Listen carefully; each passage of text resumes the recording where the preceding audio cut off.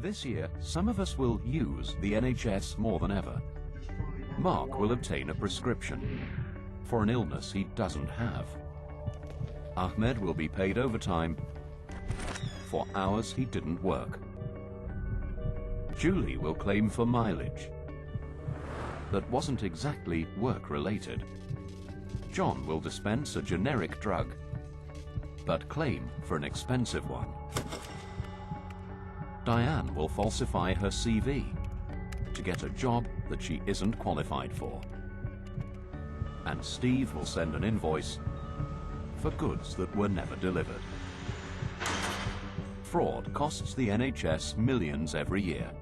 Who pays? We all do. If you have a concern about NHS fraud, call in confidence.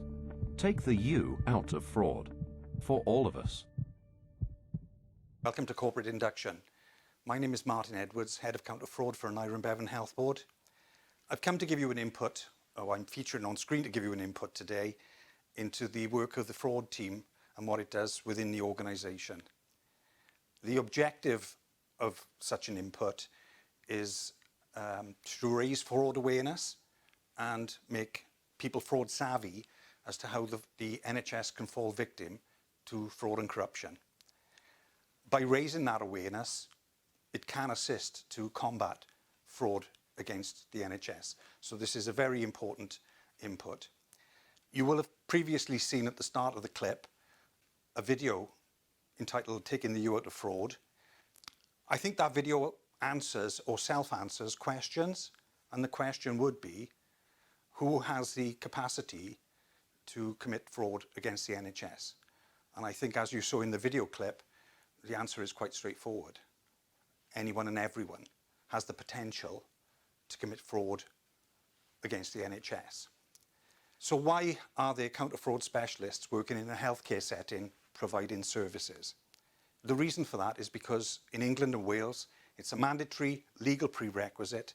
It's a legal requirement that every NHS healthcare organisation must have counter-fraud specialists providing services for it. And the reason behind that is the amounts of money that's transacted within the NHS on a daily basis. Massive sums of money are transacted every single day in the UK within the NHS. And that then makes the NHS a target from professional fraudsters for fraud and corruption. So it may not feature in your working environment, but if I tell you about some emerging threats so that you'll begin to appreciate the scale of the attack on the NHS. A major high-risk area is within corporate finance or within procurement services, and those are fraudulent attacks on procurement services, either by fraudsters submitting high-value invoices for goods or services which are not provided or have not been provided, or another attack area is banking mandate fraud. And that's where the fraudsters attempt to change the banking mandate details within procurement services of legitimate external service providers. And the fraudsters try and con or defraud procurement into changing banking mandate details into their own fraudulent bank account details.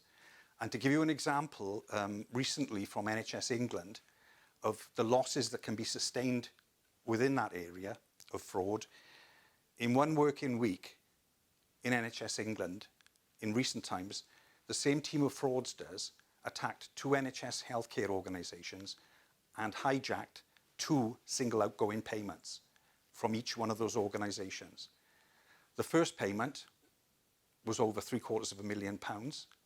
The second payment was marginally over £250,000. So within one working week, in 2 single transactions, by hijacking outgoing payments, those fraudsters stole £1.1 million from the NHS. It's lost to fraud. That money is gone from healthcare. So that should give you an indication of the staggering levels of losses that can apply. Another area of an emerging threat, the tactics of the fraudsters are ever-changing. They're evolving continuously. The fraudsters do not mind who they steal from. So whether they steal from the NHS or they steal from NHS staff, they're unconcerned by that. As far as fraudsters are concerned, it's not personal, it's business. And their main concern is stealing money. It's not who the victim is. So again, in NHS England, we've had instances where the fraudsters have cloned the log-on page for ESR. And they then sent spam emails to unsuspecting members of staff in the form of an ESR alert, instructing those members of staff that there is a need for them to log on to ESR. When the unsuspecting staff member logs on using the link contained within that email alert, it brings up the ESR homepage, but in fact, it's not the genuine one, it is the fraudster's cloned version. So the fraudsters behind that screen, when the logon takes place, are able to image the logon details, the user rights, and the password of the unsuspecting member of staff. The objective behind that is the fraudsters can then access ESR using those access details at a later stage and make changes to the banking mandate details under which the staff member would receive their salary. It's called banking diversion fraud or salary diversion fraud, and it became prevalent in NHS England. So the teams within Wales became aware of this and took immediate counteraction in order to protect staff and safeguard their salaries. So the fraud teams in Wales began working with the informatics teams to block the IP addresses being used by the fraudsters. We worked in collaboration with payroll services to monitor any spike or upsurge in the number of banking mandate details request changes that were being made on a monthly basis. And then to alert staff using the intranet, we put out alerts and warnings to staff and used other mediums to warn staff of these emerging threats so that staff were mindful if they received unsolicited emails from ESR. Now, the remit of the fraud teams, the NHS fraud teams, is quite vast. Our remit in terms of reference goes beyond the staff of the organisation, so it goes beyond the 13,500 members of staff employed by Aneurin Bevan Health Board. We have a responsibility and a remit for the primary care sector.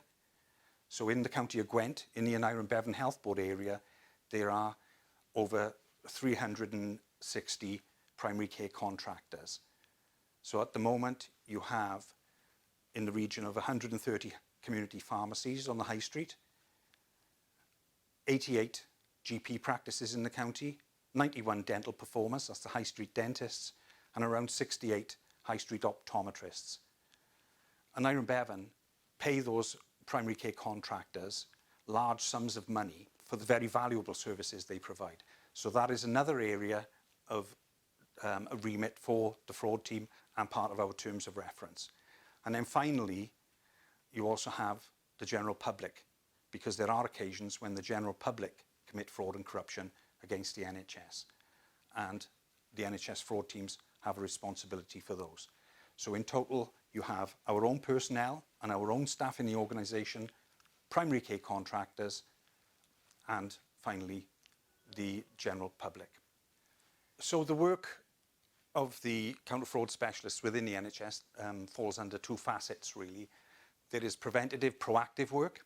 So we try and make sure that the asset, and the asset is the public purse, is safe and is safeguarded from fraud and corruption. That type of work is, as I mentioned, with the salary diversion fraud. What we did there, so it didn't happen in Wales, the action we took was proactive preventative work. It's always better to prevent rather than cure. And therefore, that is probably, or arguably, the most important facet of our work. So the fraud team can go into areas where large sums of money are expended, such as corporate finance, procurement services, payroll services, NHS pensions. We can fraud-proof the systems and the controls there. We can look at internal financial controls. We can make sure that they're strong, that they're robust, and that they'll withstand attack from fraud and corruption. As I say, the objective there is prevention rather than cure. So that's the one facet of the work that the counter-fraud team does, proactive preventative work. The second facet is reactive work, and reactive work is criminal investigations. So the fraud team in the NHS have the same investigative powers as the police. We're subject to the same rules and regulations. We have to abide by the same legislation that the police do. But what we do is exactly the same as the police. And we never hand our investigations over to the police. We deal with them ourselves from start to finish. And there's no mystique to it. What we do is quite straightforward. If we identify that fraud is occurring, we interview people as witnesses and take witness statements from them, exactly the same as the police would. We gather evidence, whether it's documentary evidence or real physical tangible evidence, whatever shape or form it comes in. And having gathered that evidence, we would then conduct a tape-recorded interview under caution with the suspect in the presence of their solicitor. Now, for the most part, that takes place on NHS premises by invitation. So having reached that stage, we would then evaluate and review the investigation. And if there were areas of concern prevalent, we would then submit a file of evidence to the Crown Prosecution Service, who in their capacity as the Crown would make a charging decision as to whether the individual concerned should appear in a court of law and go through the criminal justice system. So in a nutshell, that's exactly what we do from commencement to conclusion of an investigation. With our own staff, invariably referrals are received from whistleblowers who are raising concerns. That doesn't happen customarily in the primary care sector. So the fraud team undertake data mining. We look at outliers, exception reports, trends and analysis, and look for abnormalities in a contractor's pattern of claiming, and compare them to other contractors in the same classification. And by doing that, it can identify if things are not as they should be with certain primary care contractors. So that can be an alert to us, self-generated, that something might be wrong. That doesn't happen with our own staff. Invariably, if we commence an investigation into our own staff, for the majority of times, someone has raised concerns about the conduct of that individual, and there is a whistleblower behind it. How that happens is someone may go onto the Aneurin Bevan intranet pages and access the fraud web pages within that intranet site, and attached to those web pages is a referral form which could be downloaded and then sent to us to make a counter-fraud referral if someone has concerns about the conduct of another. So to explain the method to get to that site, from the Aneurin Bevan intranet homepage, there is a search engine, top right-hand side of the home screen. If you type in there, fraud investigation team, it will then take you through to the web pages of the fraud team within that intranet site. And the referral form is a link within that. Other means identified in the fraud web pages are the 0800 National Counter-Fraud and Corruption Reporting Line, which is linked to Crime Stoppers. And there's an online reporting tool, which is also identified on those local fraud web pages as means by which someone can report their concerns if they believe that fraud is taking place. I think it's fair to say that almost every referral form received is anonymous. The fraud team in Aneurin Bevan have a very strong working ethic in that we never go on a fishing expedition or trawl in to try and identify who the author of one of those documents is, because we show respect for a person's desire for anonymity, and we show respect for a person's desire for confidentiality. And we apply the rationale that if the individual who is making the referral wanted us to know who they were, they would have put their name on top of the form at the outset. So we never go dig in to try and identify who the author of one of those documents is. We treat it in the utmost confidence. There is a policy in this organisation called raising concerns. That policy gives assurance to staff that they can be open and transparent and report their concerns if they wish, without any fear of retaliation or reprisals for doing so. So that policy in itself gives assurance to staff that they can report their concerns without any fear of comebacks should they do so. And there is protection to staff under that policy.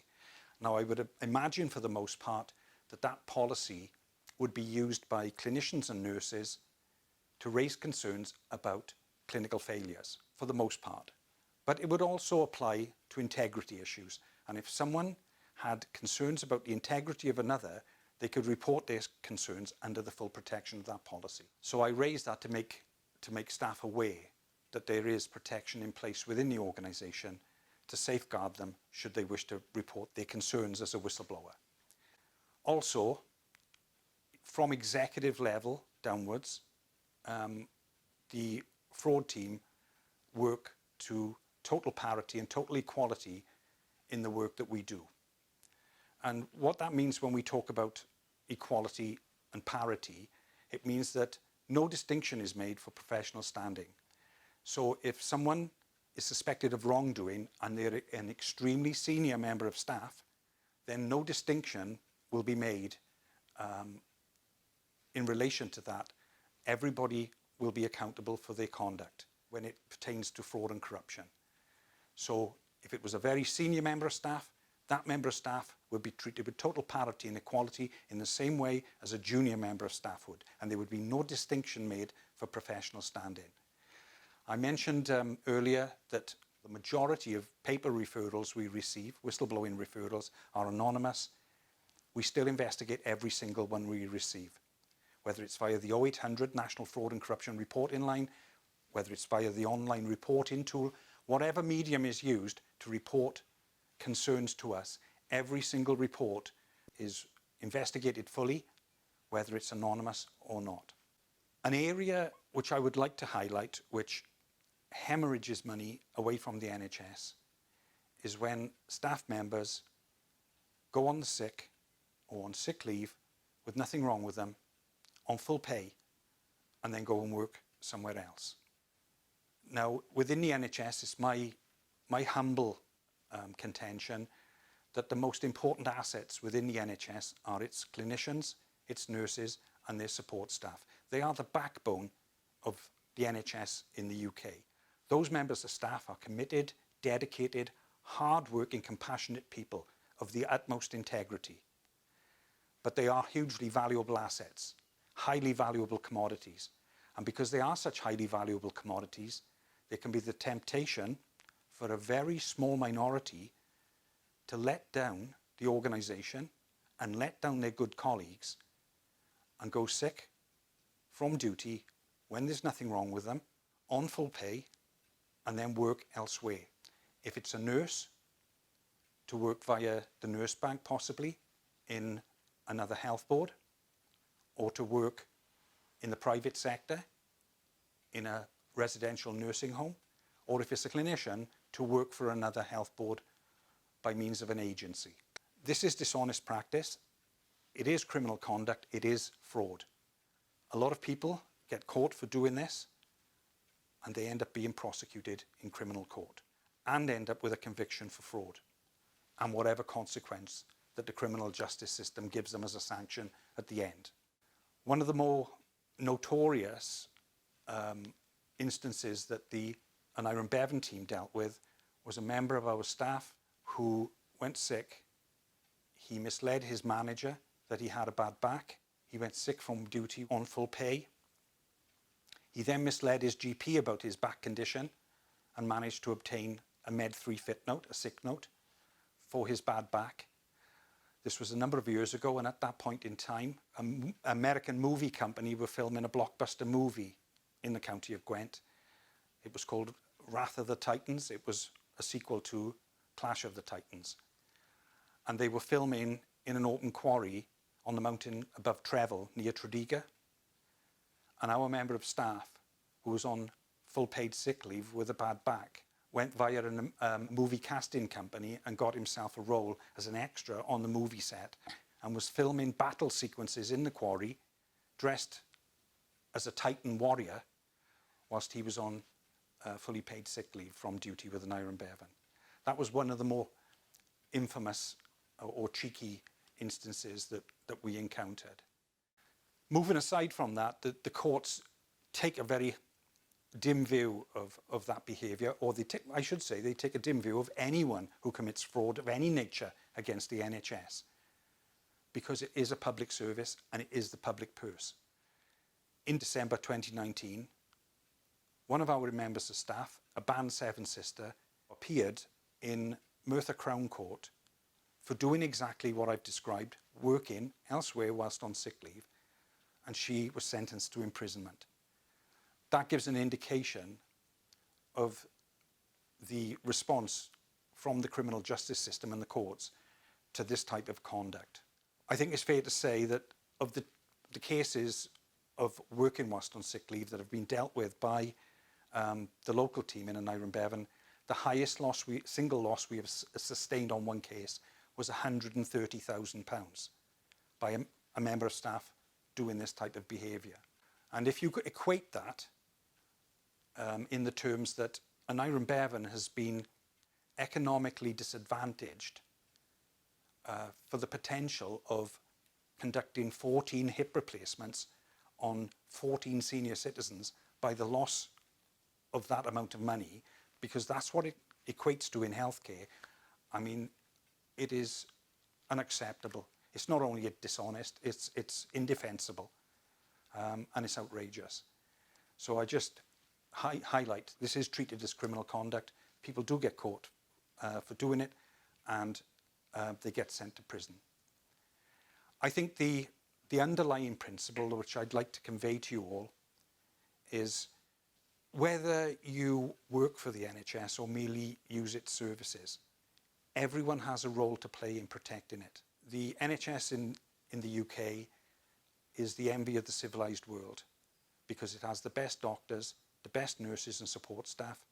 It is the best healthcare system on the planet, and it is the envy of the civilised world. And that is why I would impress on you that whether you work for the NHS or merely use its services, everyone has a role to play in protecting it. I would wish you good luck in your chosen career paths, and thank you for your kind attention today.